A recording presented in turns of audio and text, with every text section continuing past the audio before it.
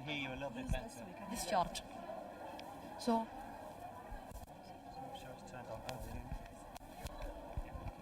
So our results are also that rooftop gardens are environmentally friendly spaces that have many benefits, like producing oxygen, and it converts CO2 emissions. It reduces the heat of building, and it creates a habitat for the wildlife, or you could say animals. Is that rooftop gardens are very useful and it's very environmental space. I think we all need rooftop gardens. Yeah. It makes sense. It's wonderful. Are there any disadvantages? Yeah. Yeah, we have.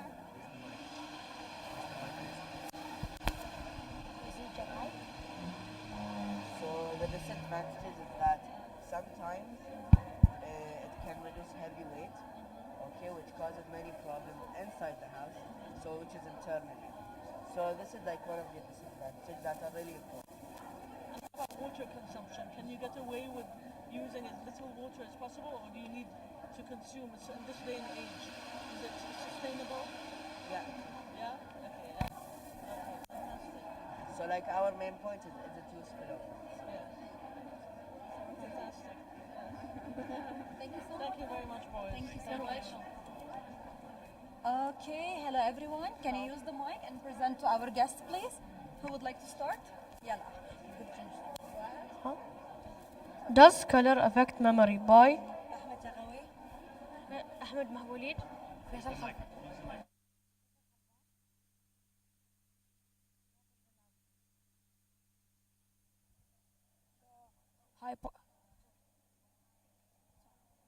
Hypothesis. So we saw that if the participants remember the matching colors, then that will show that color does affect memory, because in this experiment we used green for positive events and red for negative events, while we used black for just normal events.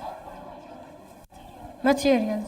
Cue card, different colors, envelopes, different student, timer, Google Sheets. Procedure. Get cue card.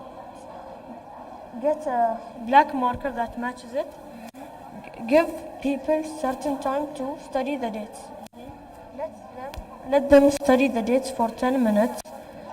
See who gets the best dates and which color.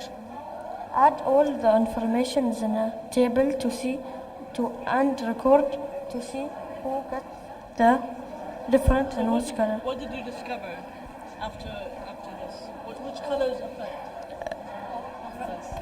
So in the end, we discovered that green and red were the best colors to use because they're the most vibrant colors.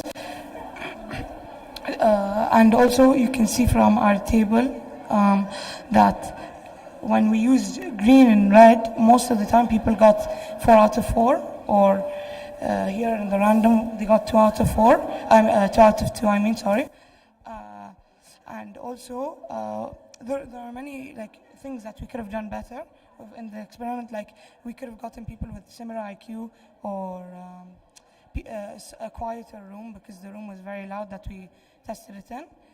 And also we could have used a more variety of dates and colors.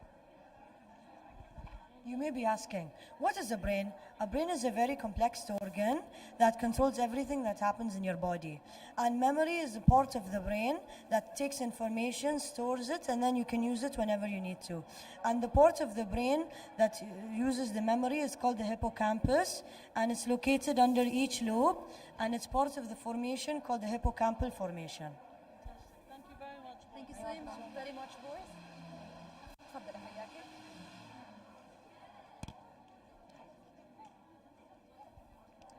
Good morning, boys. Can you please summarize your project to our guests? Use the mic so we can hear you properly. A summary. Okay. So we'll present? Yes. But you don't let him go first. We present. So our project title is Turn Milk into Plastic. The thing that got us into this project is we wanted to teach you how to turn milk, how to create plastic out of just milk and vinegar. But the question that led us on into this project, will the amount of vinegar added change the amount of plastic produced? Our hypothesis is that if you add more vinegar to the milk, then it would produce more plastic, because if you add more vinegar to the milk, it would produce more plastic because the amount of vinegar is greater.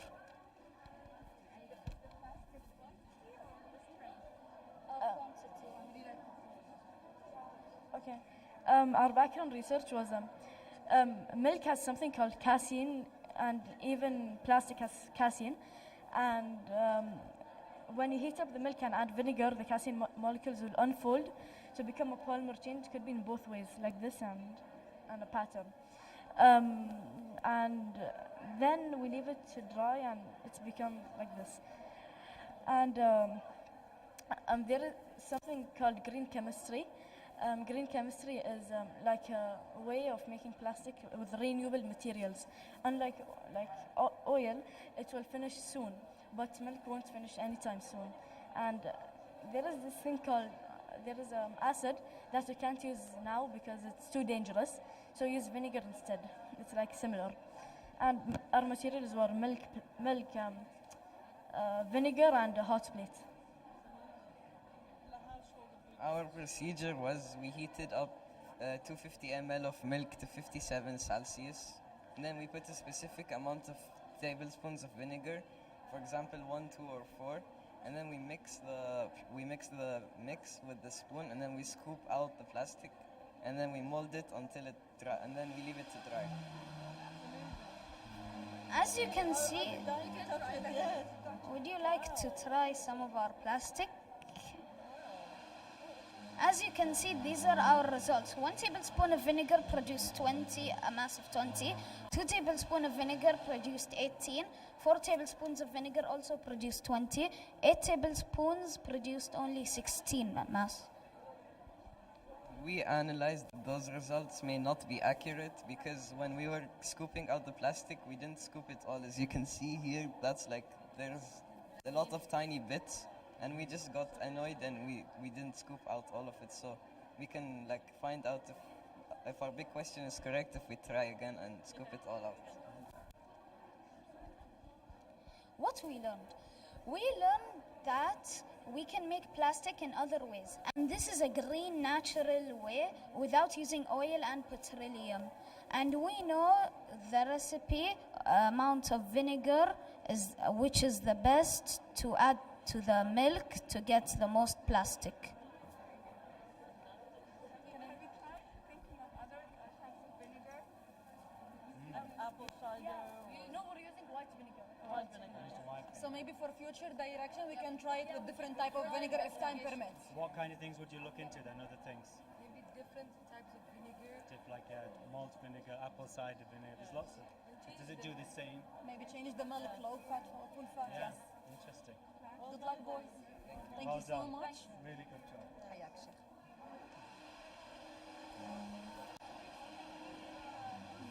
Girls, can you continue your presentation to our guests as well using this mic? Yes. You don't have to raise your hand. Okay, sure. So my name is Fedwa. Hiya. Sama. And we're doing drug solubility. Basically, How much time does it take for different types of Panadol to dissolve in acidic solid? okay, so hypothesis. If we place the active fast Panadol in the lemon juice, then to be the fastest dissolved because it has times to disintegration and absorption than the other two Panadols. So when we found this project, we were really excited to begin working on it because we've always wondered how long it takes for different types of Panadol to dissolve. And yeah, basically, it was really fun to test different Panadols. We did advanced, actifast, and extra. Basically, Panadols we normally use on a daily basis. No, you're do analysis. We have to. Our results show that Panadol Advanced is the fastest dissolving Panadol, and with an average of 72.63 seconds, and the average, So overall, the fastest Panadol to dissolve was advanced. through further investigation, I think we could determine why this could happen. Thank you. Thank you very much, girls. Thank you. Sorry.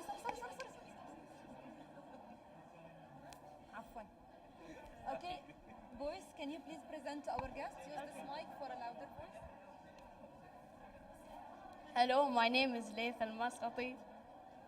My name is Badr Qaruni. My name is Abdurrahman Al-Khalifa. My name is Salman Al Khalifa. Did you ever wonder if doing something as simple as playing football can help you in real life, such as increasing your reaction time?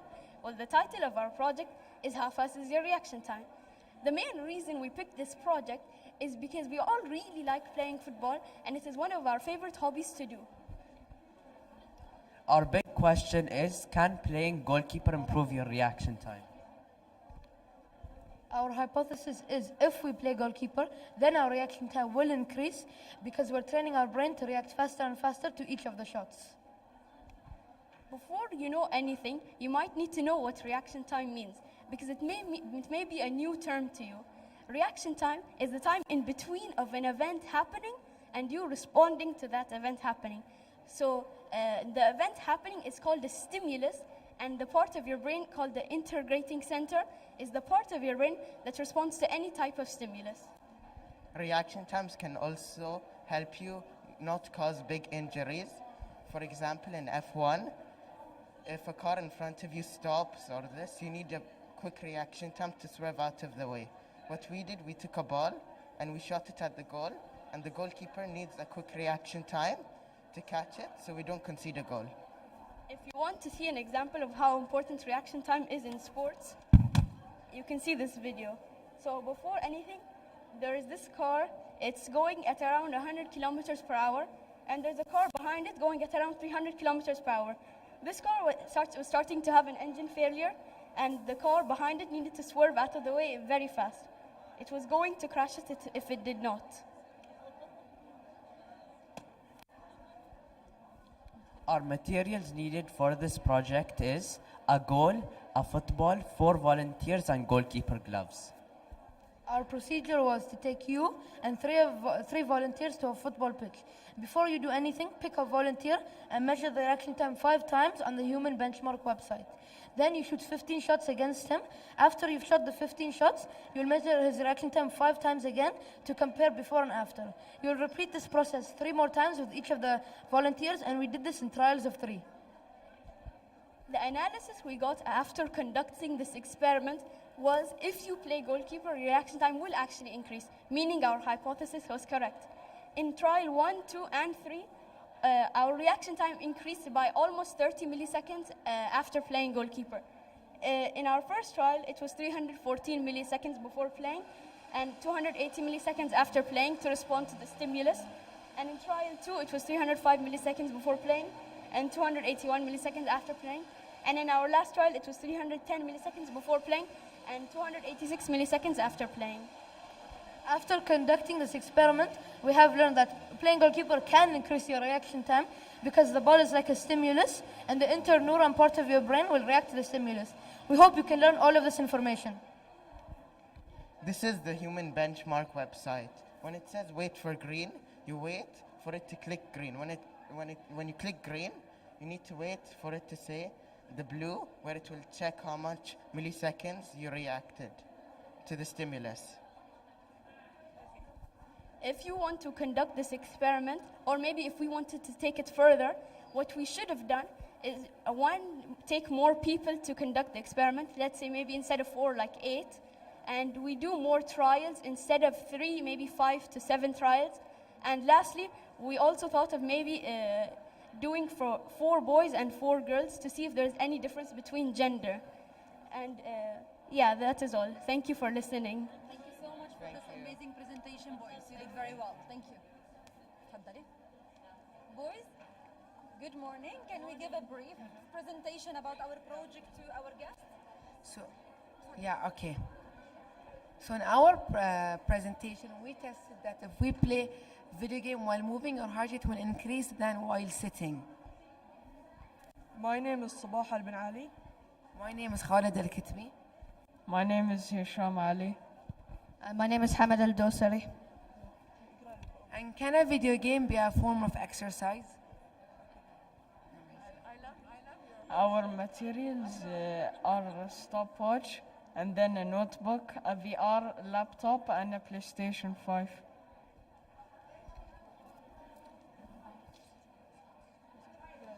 So it shows in our first trial, our heart rate increased by 30, and but also the second one. But when we tried by sitting, it decreased by 10.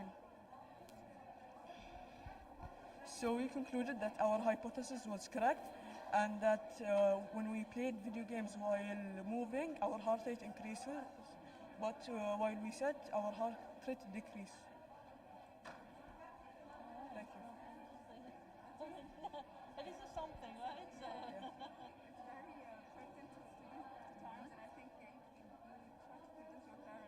Exactly. That's the thing, you know. Like, we don't need to go outside. We can just do it while we're playing games. Thank you so much. Well done. تفضلي حياتي.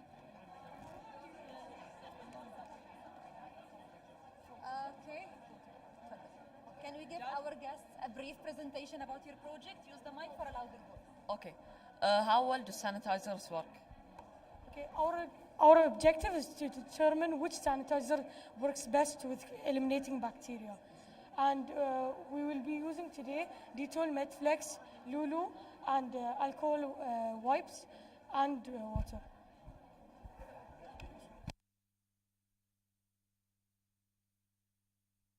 If the amount of bacteria is low, then the sanitizer works effectively because it kills the highest amount of bacteria. One of our most frequently asked questions is, what's a fomite? A fomite is a non-living object that can carry bacteria, so we used it to grow our bacteria and sanitize it to find out which sanitizer works the best. These are the sanitizer pictures we used. Materials list are plastic cutting board, lunch meat, Medflex sanitizer, Dettol sanitizer, and Lulu hypermarket sanitizer, and wipes and tap water. Procedure. First, we rub the lunch meat on a circular motion and to gain the germs and let it dry overnight. Number 2 is sanitize the board with a cotton swab and swipe the bacteria from each section into a nutrient agar plate. Number 3, wait for 2 to 4 days and let the colonies in the agar plate grow. And number 4 is record the amount of bacteria in each agar plate. And these are an example of Dettol. This is bacteria and this is the agar plate. And what did you conclude? Okay, so we concluded that Medflex is the best sanitizer out of all we tested. It got an average of 4 bacterial colonies left, and water was the overall worst. It got an average of 15 bacterial colonies left, and it was one of the most consistent because it got 14, 15, 15. Okay, and just to sum up, we would like to conclude that but alcohol is a main ingredient in sanitizers because it kills bacteria. But a small research has shown that there is a special sanitizer that uses 0.13% alcohol. It has a special ingredient. It kills bacteria better than alcohol. Thank you. Thank you so much, boys, for this presentation. تفضلي. Good morning, girls. Can we give our guests a brief presentation about your project? You want to stand here and test it? Yeah. Go ahead. Okay. Will the dance pad light up when you step on it? The objective of making the dance pad is to learn more about electricity and electrical circuits. And another one of our objectives is to have fun while making the dance pad. Why we were interested in this project is because for us, whenever it has anything to do with dance, we feel that it lights up the room with smiles and joy. And that's what we wanted to do with this presentation. Electrical circuits. Electrical circuits use currents to help turn things on and off. For example, in our experiment, we used an electrical circuit to help turn the light bulb on and off. The procedure. First, you're going to want to cut out a 12 centimeter by 12 centimeter cardboard, which you'll be using for the base. Then, you're going to cut out a smaller piece using a laser machine and stick it on, which we will be using for the trigger. Then, you're going to want to take a 4AA battery holder and add the batteries in. And then you take the light bulb, which we'll be using for our electrical circuit, and add 2 alligator wires. Connect one to the batteries and one to the trigger. And that's how we triggered our trigger for our dance pad. Conclusion. We concluded that our model was successful because we could light up the dance pad while stepping on it. And it was a fun process and we learned a lot. What we learned? We expanded our knowledge more on electricity, and we learned the science behind of how the electricity transferred and how the trigger triggered. You can test it out if you would like.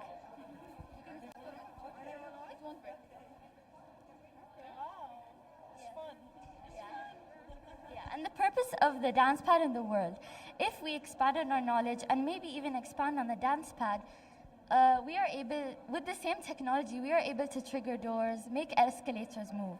And the fact that this is just the basics, and this is just what's behind this, the bigger picture. Thank you so much. Thank you for listening. Thank you so much, girls, for this amazing presentation. Let's continue. تفضلي. Good morning, girls. يا هلا. سؤال. تفضلي. Can you and your friend present to our guests?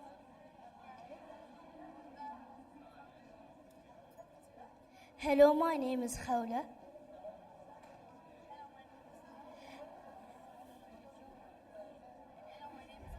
Have you ever gotten a cold and in a few days you got all better? And thought, how did I get better so quickly? And the answer to that is antibodies. The title of our project is Fight the Virus. So the purpose of our project is to understand how our body fights the virus. We got interested in this project because whenever we got sick, we always wanted to know what will happen to our bodies, so we did some research. The immune system is made out of different organs and cells that work together to make up defense mechanism of our body. There's different things that white blood cells and more, and it creates a defensive mechanism to defend the body from the virus. How does our immune system fight the virus? Our immune system fights the virus by creating our body's white blood cells, creating an antibody to kill the invading viruses. Antibodies look sort of like a pea.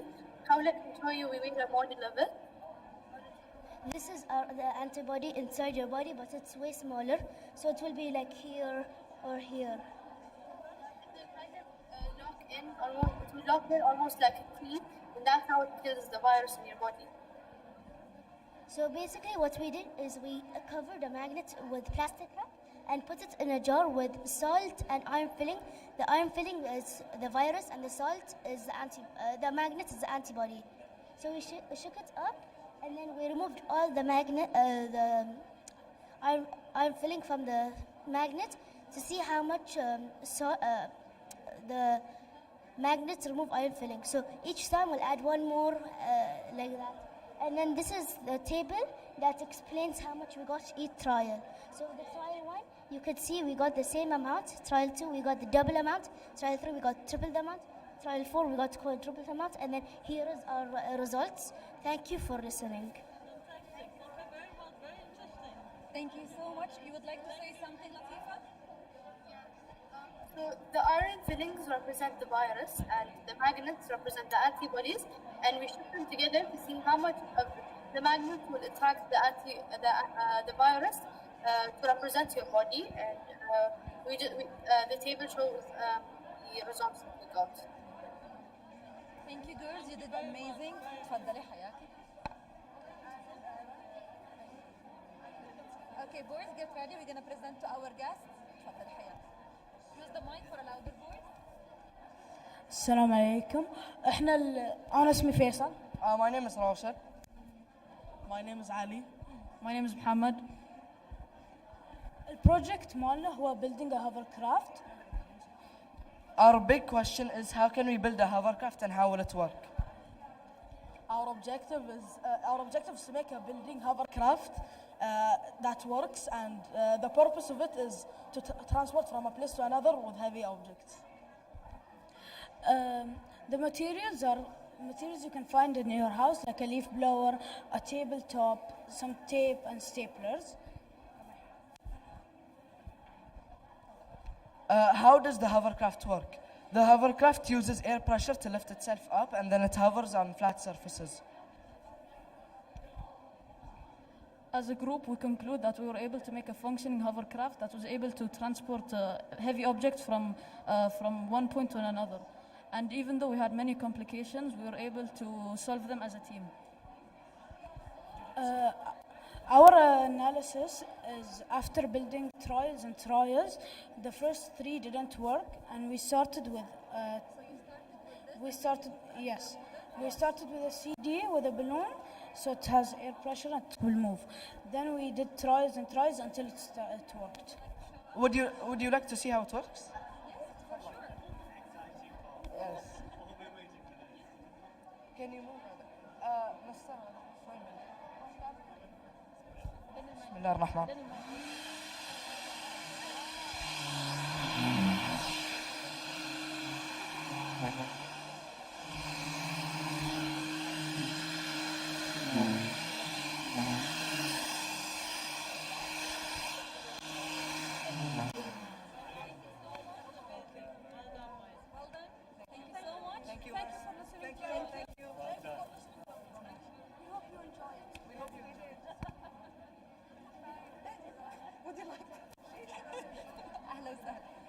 Good morning, girls. Can you please present our guests? Use the mic for a louder voice. Have you ever wondered what it would be like to combine science, art, and robotics? Well, here you have it, Statues That Come Alive, a robotics project by Ira Ja'i, Jura Khalifa, and Aisha Khalifa. We did some background research so we can get some information for the project. I'm just going to read two of them for now. What is the breadboard used for? This is the breadboard over here. Breadboards are mostly used to make circuits and test them, and without it, our projects would be impossible to make. What does the capacitor do? This is a capacitor over here. It's used to store electrical energy in your circuits. The purpose of our project was to create an interactive statue that is suitable for all ages while still including arts, robotics, and science. The materials are a resistor, a photoresistor, a capacitor, diode, a breadboard, a 558-pin dip, glue, skewer stick, battery, and jumper wires. The main objective of the project was to show what it's like to combine art and science together. What we did to reach the objective was to place the parts of the circuits into the breadboard and create an interactive model. We knew that the project was successful because we combined art and science. Science does not need to be difficult in order for you to enjoy its artistic form. This is the procedure of the circuit. Ju's going to explain it because it's very long and she's going to do it in a shorter way. Me and I are going to explain how created the model.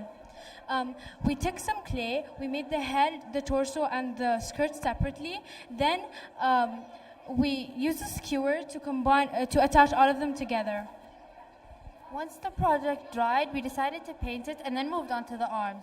In the previous project, the motor was supposed to be in the back, but we decided to put it on a stand to make it more convenient for us. The results weren't what we anticipated. We were supposed to walk in front of the statue and it was supposed to move, but the motion detector wasn't strong enough and neither was the battery. Now I'm going to explain the procedure of the circuit. It tells us how to complete the circuit. For example, where to place the jumper wires, the capacitors, the motors. These are the jumper wires, and these are the motion detectors that you have to put pressure on in order to make her arms move. Do you want to try out? Okay. Okay, so this is right and this is right and this is left. Once you put your fingers on the motion detector, it should move. Okay. Oh, wow. This is fun. Yeah. Brilliant. Thank you so much for listening. Very interesting. Thank you so much, girls, for this presentation. تفضلوا حياكم.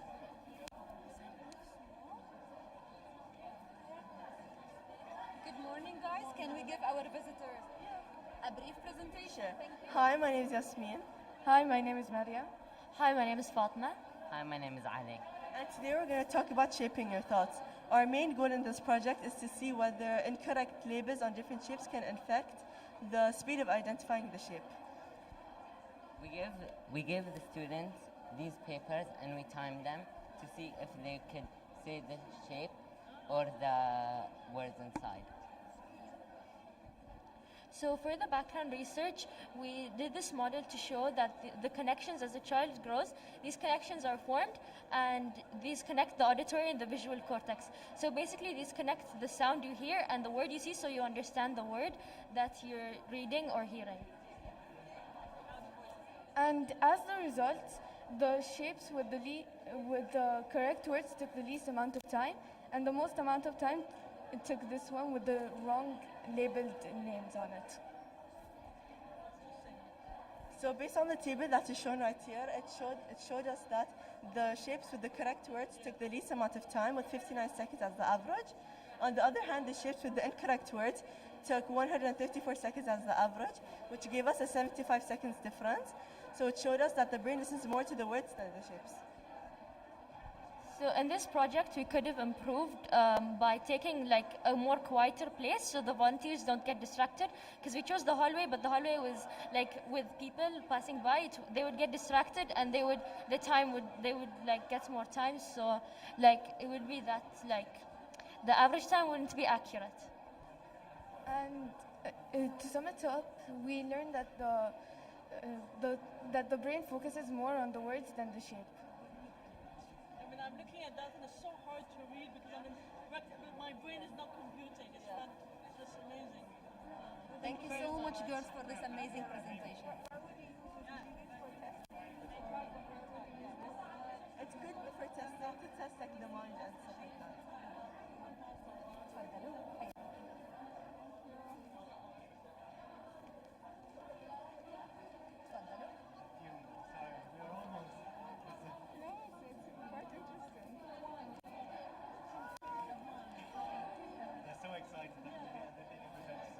Good morning, boys. Can you give our guest a brief presentation about your science project? Please use the mic for a loud brief one, so shorter than the other.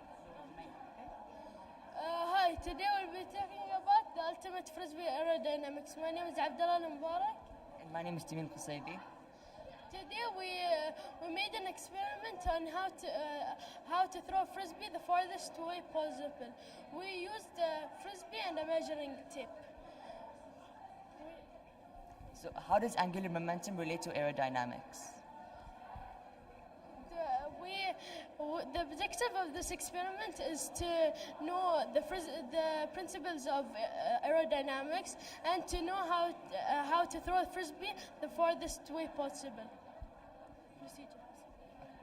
So the procedure of our experiments.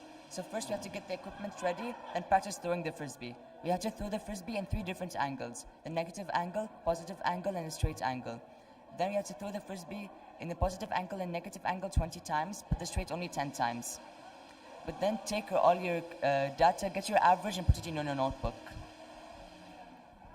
And the results, as you can see, trial 1 positive got to 16 meters as its average, and trial 2 positive got 21 as its average, while trial 1 negative got 7 meters, and trial 2 negative got 5 meters. The straight, which is 0 degrees, got to 16 degrees, got to 16 meters as its average. Trial 1 positive was 45-degree angle, and trial 2 positive was a 50-degree angle, and trial 1 negative was negative 45, and trial 2 negative was negative 50, and the state was just 0.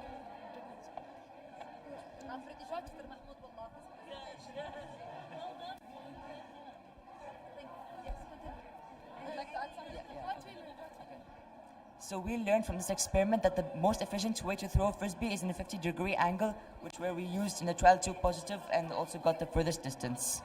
Thank you.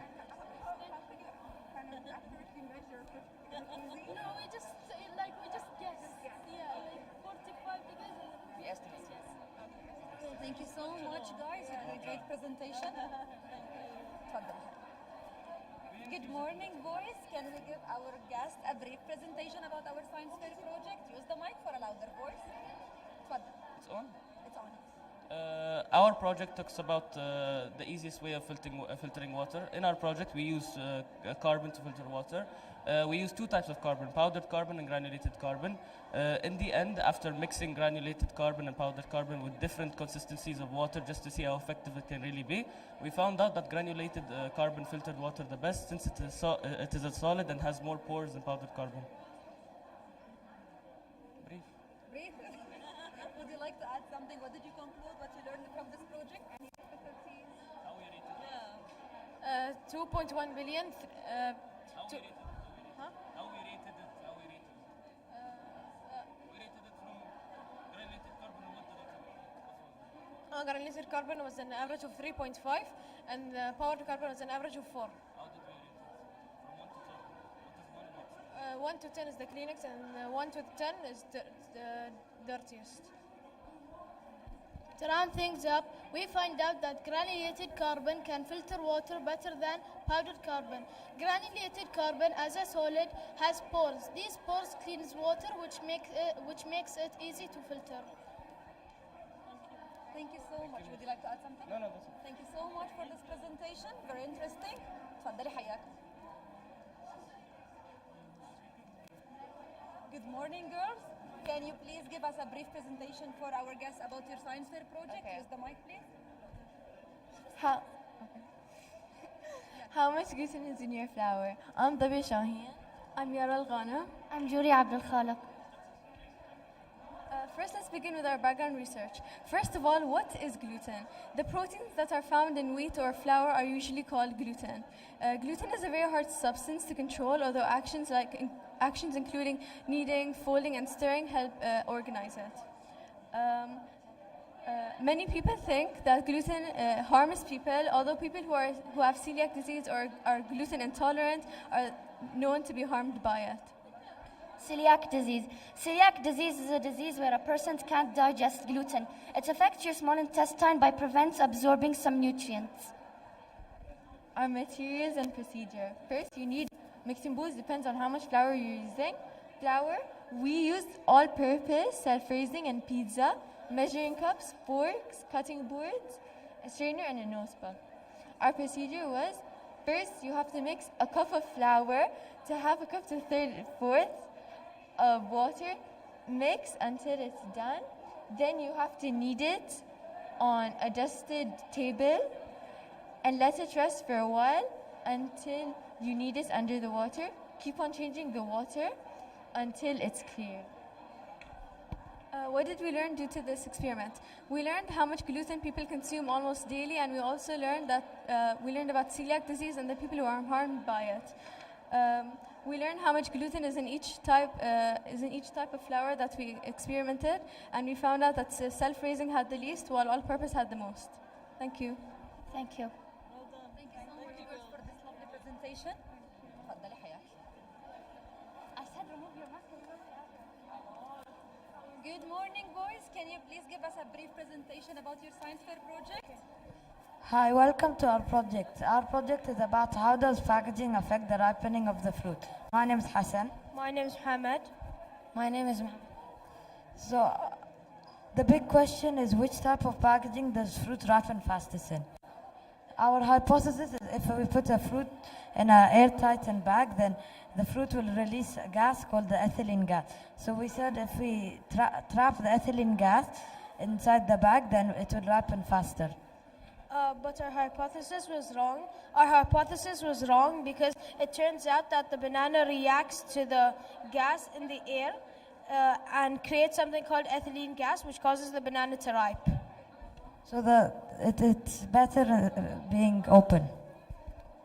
The procedure is first you have to go to the grocery store to see how they package the fruit, and then you get 12 green bananas and different types of packaging to put each banana in. And when you record them each day for a week, you check which one is most ripen and least ripen. And then that's how to know which packaging to use for your fruits. And this is how the package. This is how the fruits were in the first day, and these were how they were in the last day. The quickest to ripen was the one in the airtight bag. On our analysis is on the first day they were all green and unripened, and then on the second day they were the exact same. On the third day we noticed some changes, like some black dots on the bananas growing, and then on the fourth day the bananas started to become half ripe. On the fifth day the banana was almost fully black, and we noticed that plastic bag took the least amount of time. Took the most amount of time to ripen, and then the open one without anything took the least amount of time to ripen. So how do you convince us what we should do to keep our fruits fresh? To keep your fruits fresh, you should keep it in a plastic bag and not let the air go in. Thanks for listening. When the air will get into oxygen, that will help us. So we won't waste a lot of fruits then. That's it. Thank you so much, boys, for this interesting project. Next time, try different. Inshallah. Thank you, boys. You did well. Good idea. Why did you choose this one? What made you want to choose this one? تفضلي حياكم. Good morning, girls. Can you please present to our guests? Use this mic for a louder voice. Okay, Bismillah. Oh, sorry. Yeah. Loud and clear, girls, yeah? Okay. Have you ever wondered how FBI agents identify criminals? It's because of fingerprints. Hi, my name is Lulwa, and today we're going to present our project about our fingerprints inherited. Our big question is there a relationship between fingerprint patterns and related individuals? If we compare the fingerprints of siblings, we'll see that they're not the exact same, but they're similar. That's because of when the baby is in the mother's womb, it puts its finger around its surroundings, and it creates friction ridges which are on your fingers, your palm, and the bottom of your toes. And they're not the exact same because every baby will move its finger in a different way. The materials used in our project was an ink pad, paper, pens, tape, wires, a wipe, and a magnifying glass to see which pattern. Yeah, so there are three main patterns: the loop, the whirl, and the arch. No one in the world can have the same fingerprints, even biological twins. They can have the same or similar patterns, but it's never the same. Inheritance is when one party carries the traits of another. So the baby inherits their mother's eyes. Being biologically related means that you're sharing the same ancestor. Two or more people sharing the same ancestor. There are many ways to collect fingerprints. One of them is the ink method, which is the one that we use for this project, and then the other one is the scanning one, which also happens in airports and security checks.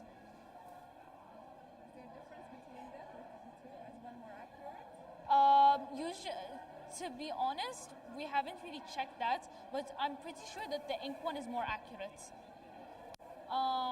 So this was our experiment. We took 15 pairs of unrelated people and 15 pairs of related people and checked their fingerprints.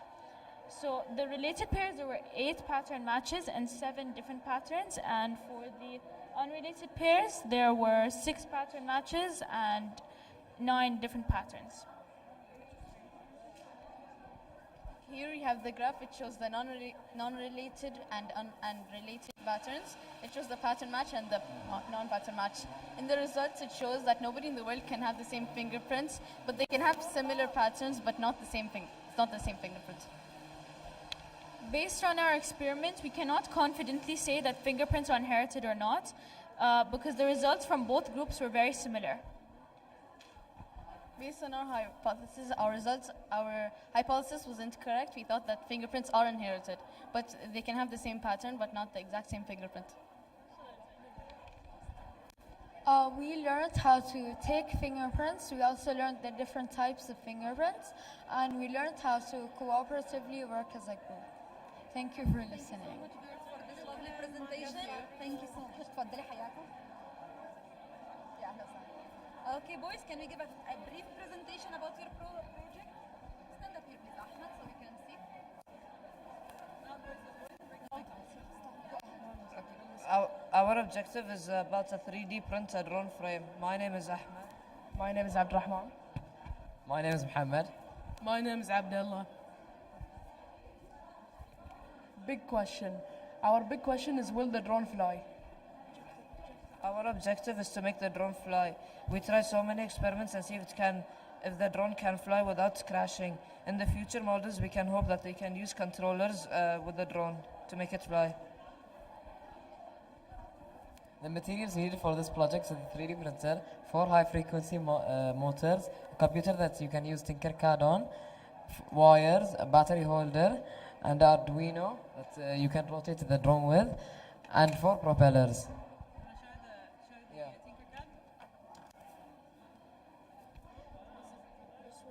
We tried to use this one, but it was too heavy, so we decided to upgrade to this one.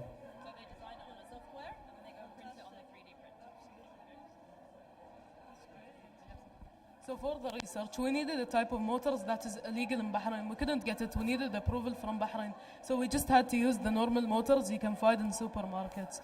Okay.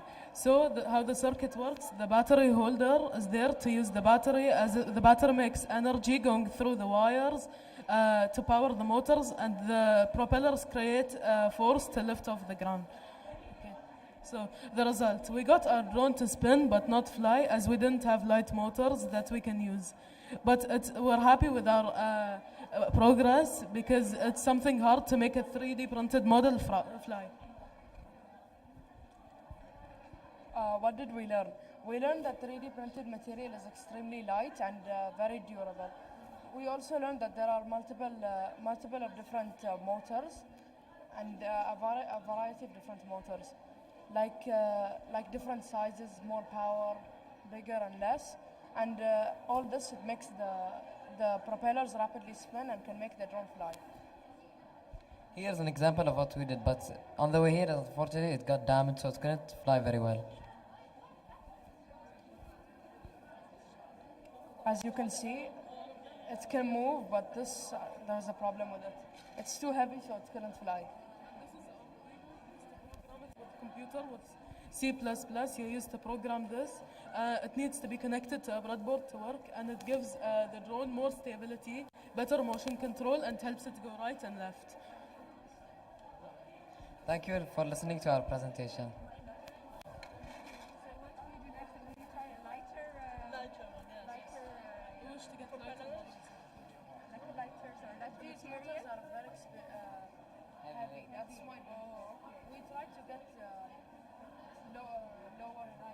Lighter ones, but we couldn't see. Practice makes perfect. Thank you so much, boys, for this presentation.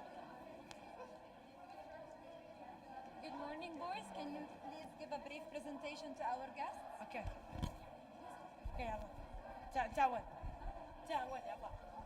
Today we'll be presenting about basketball and where the energy transfers when it's bounced.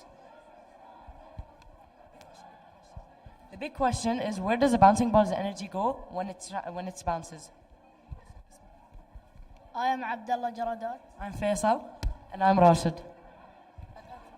Background information. While a ball is bouncing, it has 2 different types of energy, kinetic and potential energy. Kinetic energy is the type of energy to go on an object that is moving.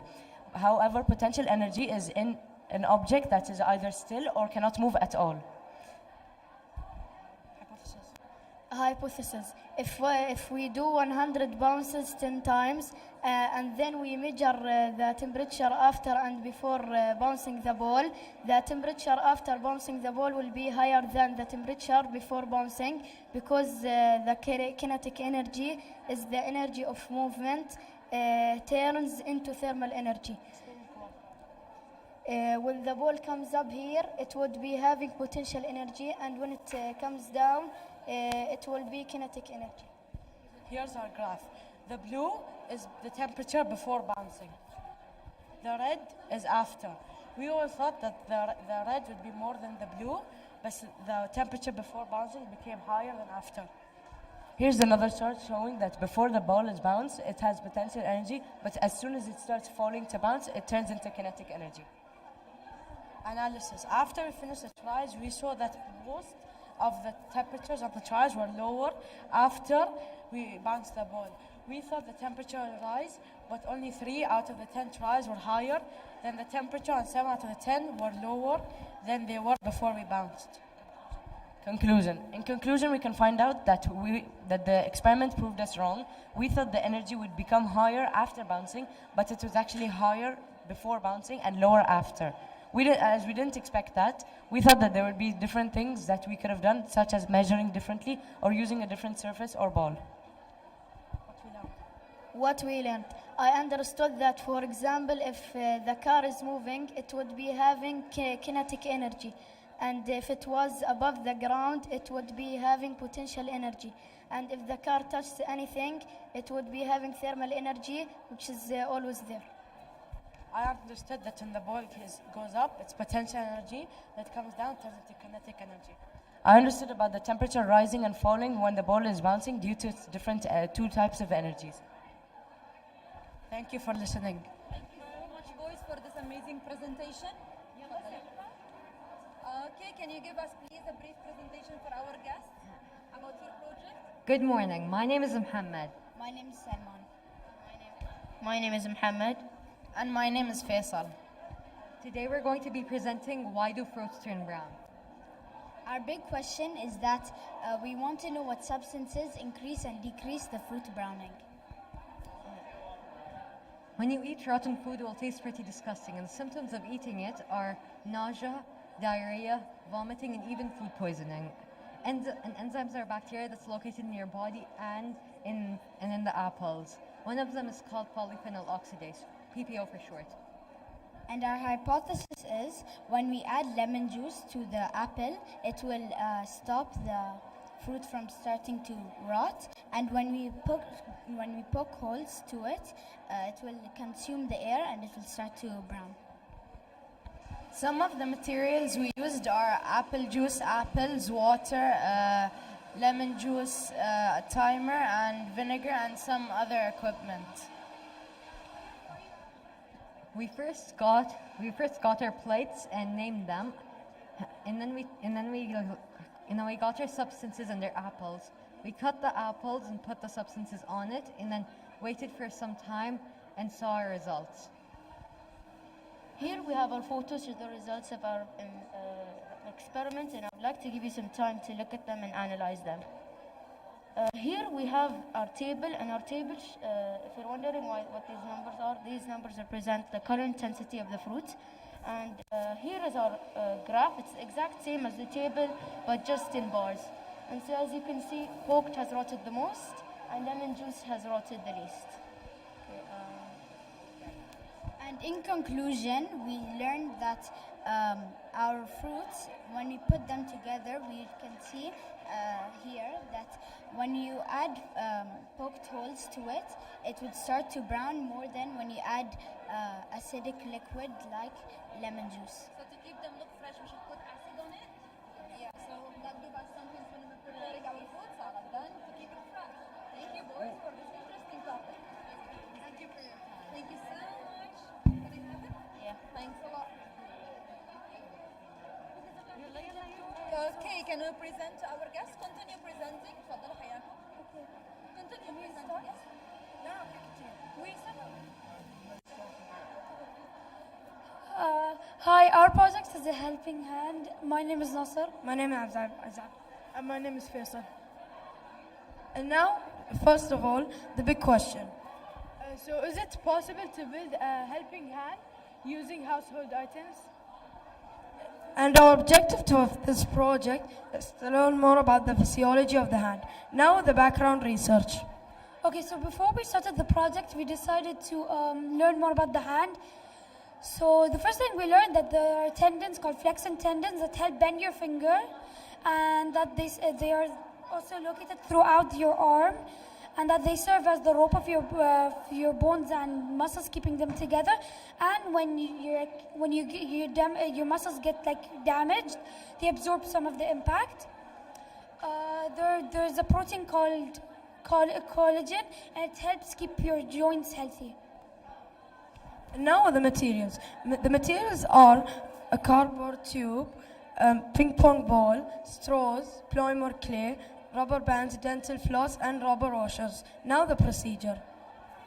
Okay, so we to build this hand, we use straws and we cut out notches, each 2 centimeters, which will end up being 3 notches. And then we put the dental floss inside the finger and we tied it here.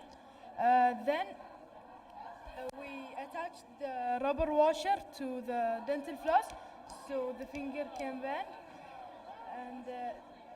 And then we shaped this polymer clay to put the fingers in. And we put this cardboard tube, we attached it to the polymer clay. And last but not least, we put this blue tack for a better grip. Yeah. Yes, we're going to show you.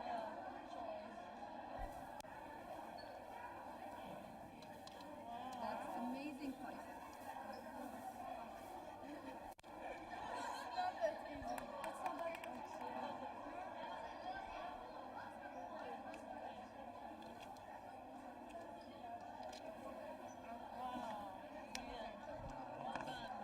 And now with what we learned.